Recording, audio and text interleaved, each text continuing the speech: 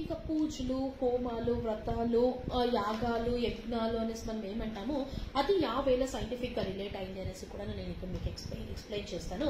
మనం పూజకు వాడే పదార్థాలే ఉండొచ్చు, ఒక హోమము, యజ్ఞము, యాగానికి వాడే పదార్థాలే ఉండొచ్చు. ఏం వాడతాము అంటే మనము నెయ్యి, పాలు, పూలు, ఆకులు, వక్కలు, అంతేకాదు ఇక 3 థింగ్స్ అంటే మనం హోమానికి వేసే కడ్డీలు ఏముంటుంది అది అశ్వత్థమానో, ముత్తిగేమానో అనేసి ఏమంటాం, అత్తి చెట్టు. ఈ ఒక చెట్లని ఇంకా మనం తెచ్చిండే ఒక కడ్డీలు వేసి మనము పూలు, ఆకులు అంతా వేసి మనం హోమాలు, పూజలు నడిపించుకొని పోతా ఉంటాము.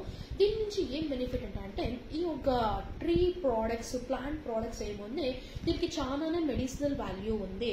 ఆ ఒక మెడిసినల్ వాల్యూ మనం టచ్ చేస్తాడు మన బాడీకి చాలా మంచి వైబ్రేషన్స్ అంటే పాజిటివ్ వైబ్రేషన్స్, హెల్తీ వైబ్రేషన్స్ మన బాడీలోకి పాస్ అవుతుంది.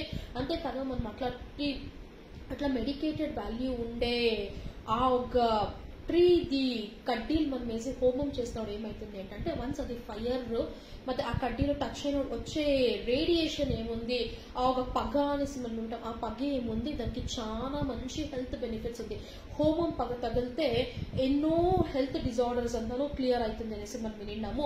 అది ఎట్లా హోమం చేసేస్తే దేవుడు కరుణించేసంట కాదు, సైంటిఫికలీ కూడా ఉంది. ఏమి ఏంటంటే హోమం చేసే దాని నుంచి ఒక మెడిసినల్ ప్రాపర్టీస్ ఉండే ఆ చెట్ల ఉండే ఎనర్జీ మన బాడీలోకి మనం తీసుకున్నట్లు అవుతుంది. కాబట్టి మనకి అప్పుడు హెల్త్ వైజ్ కూడా ఎంతో బెనిఫిట్ కూడా ఉంటుంది. అంటే ఎన్విరాన్మెంటల్ థింగ్స్ ని కూడా మనము ఎంతో యూజ్ చేసే దాని నుంచి మనకి ఎంతో బెనిఫిట్స్ కూడా ఉంది అనేసి మనము చెప్పచ్చు దీని నుంచి.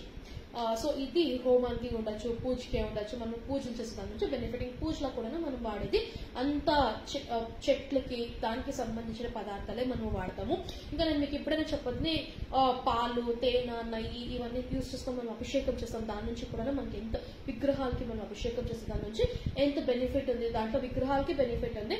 మనము ఆ విగ్రహంకి తగిలి వచ్చిండే ఆ పంచామృతం తాగే దాని నుంచి మనకి కూడా హెల్త్ బెనిఫిట్స్ ఉంది. ఇది మనం చేసే ఒక పూజా రిచువల్స్ ఏమేమి ఉండొచ్చో దాని నుంచి బౌండ్ అయిండే సైన్స్ రిలేటెడ్ హెల్త్ బెనిఫిట్స్ అనేసి చెప్పచ్చు.